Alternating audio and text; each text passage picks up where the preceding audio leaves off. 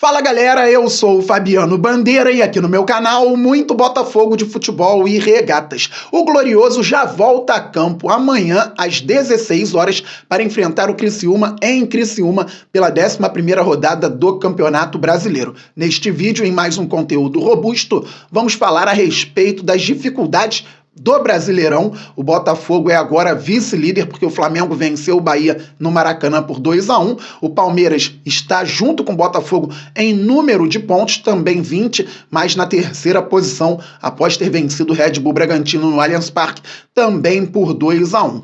Vamos falar também sobre ideia de escalação. O Botafogo precisa ser muito forte lá em Criciúma para vencer a equipe treinada por Cláudio Tencati. O jogo não deve ser fácil. O Botafogo vai ter que correr muito, ser organizado para vencer no sul do país. Pois é, galera. Ontem o Flamengo teve muita dificuldade contra o Bahia de Rogério Ceni.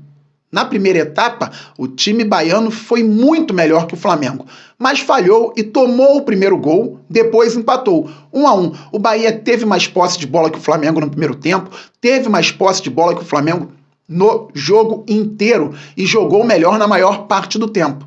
Na segunda etapa, o Flamengo conseguiu equilibrar, o jogo estava 1-1, o Bahia não aproveitou as oportunidades e então tomou o gol aos 48 do segundo tempo, gol de cabeça do Davi Luiz. O Flamengo foi a 21 pontos, o Botafogo tem 20 na segunda posição. Com muita dificuldade, o Palmeiras fez 1-0 para cima do Red Bull Bragantino, tomou o empate, gol de Matheus Fernandes, criado no Glorioso, 1-1, e depois em jogada treinada ontem pela manhã, isso dito pelo próprio autor do gol, o Rony, o goleiro Everton deu um lançamento longo, direto, uma assistência para o Rony. Gol do Palmeiras, 2-1 para a equipe de Abel Ferreira, que está na terceira posição com 20 pontos. Tá vendo aí, Fabi? Se o Botafogo tivesse vencido o Atlético Paranaense, se o Botafogo não tivesse perdido para o Bahia, estaria na primeira posição. É verdade. Eu estava lá torcendo muito por uma vitória do Glorioso para cima do Bahia, infelizmente perdemos. Estava lá torcendo muito por uma vitória do Glorioso para cima do Atlético Paranaense, infelizmente empatamos. Como diz o Bastos, autor do gol, na última bola, empate com sabor de derrota, sem mentalidade vencedora. Mas eu também estava no Maracanã, quando o Botafogo derrotou o Flamengo, 10%. Só de carga de ingressos para a torcida alvinegra, num domingo às 11 da manhã, 2-0, gols marcados por Luiz Henrique e Savarino. Se o Flamengo não tivesse perdido para o Botafogo, estaria com 24 pontos. Se tivesse vencido o Clássico, estaria com 24 pontos. Sabe quem tinha 24 pontos em 10 rodadas ano passado? O Botafogo, com aquela campanha histórica do primeiro turno. O campeonato é muito difícil. O Flamengo perdeu para o Botafogo. Está ali com 21 pontos. O Botafogo, infelizmente, perdeu para o Bahia em casa, empatou com o Atlético Paranaense. Está ali com 20 pontos. O Palmeiras perdeu para o Internacional no estado de São Paulo, 1-0. O Palmeiras perdeu para o Atlético Paranaense, 2-0, também no estado de São Paulo. E está com 20 pontos, atrás do Botafogo, na terceira posição. Quero passar a mão na cabeça do Arthur Jorge ou da equipe do Botafogo? Claro que não. Só estou falando aqui sobre as grandes dificuldades do Campeonato Brasileiro para todas as equipes, inclusive aquelas que já estão estruturadas há mais tempo que o Botafogo, que vem em reconstrução. Mas que o Glorioso consiga se organizar dentro e fora de campo cada vez mais para buscar os canecos. O Botafogo, ano passado, brigou pelo título brasileiro. Em 2024, deve brigar novamente pela conquista nacional, e assim tem que ser, tem que estar lá na frente, brigando. Uma hora o título chega, e que seja este ano, que o Botafogo faça bonito no Campeonato Brasileiro e em outras duas frentes. Para isso, o Glorioso também precisa se reforçar, trazer bons jogadores ou ótimos jogadores na segunda janela. O Alan já assinou com o Glorioso, o Igor Jesus também, só esperando o tempo para que possam estrear. O Tiquinho Soares renovou o contrato com o Glorioso até o final de 2026. Ótimo! Mais tarde, às 15h30, na redação do Bandeira, vou falar sobre a renovação de contrato do Tiquinho Soares. Gostei bastante e vou trazer alguns aspectos interessantes a serem observados. Tiquinho Soares, que voltou a treinar, e a tendência é de que viaje normalmente para Criciúma para enfrentar a equipe de Santa Catarina amanhã às 16 horas. Pois é, galera, pensando no jogo de amanhã, ideia de escalação, também vou falar mais na redação do Bandeira. Amanhã tem aquele vídeo pré-jogo com as brechas dadas pelos adversários, inclusive falando sobre dificuldades no Campeonato Brasileiro de todos os times que analisei.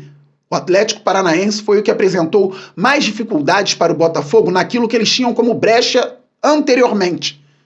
Falei sobre o Botafogo poder jogar por dentro também, como fez contra o Grêmio, inclusive marcando gol dessa forma, porque o Atlético Paranaense dava brechas por ali e a equipe do Cuca se fechou completamente muito bem e quando tinha a bola sabia jogar, sabia o que fazer com a pelota. Então, dentro das estratégias do Botafogo contra o Atlético Paranaense, algumas não funcionaram, por erros do Botafogo, mas por muito mérito do adversário. Amanhã, no vídeo pré-jogo, na redação do Bandeira também ao vivo pré-jogo, eu falo sobre as brechas dadas pela equipe do Criciúma, mas o jogo tende a ser dificílimo lá no sul do país. Pois é, vamos pensar agora então em ideia de escalação. Eu entraria com o John no gol pessoal.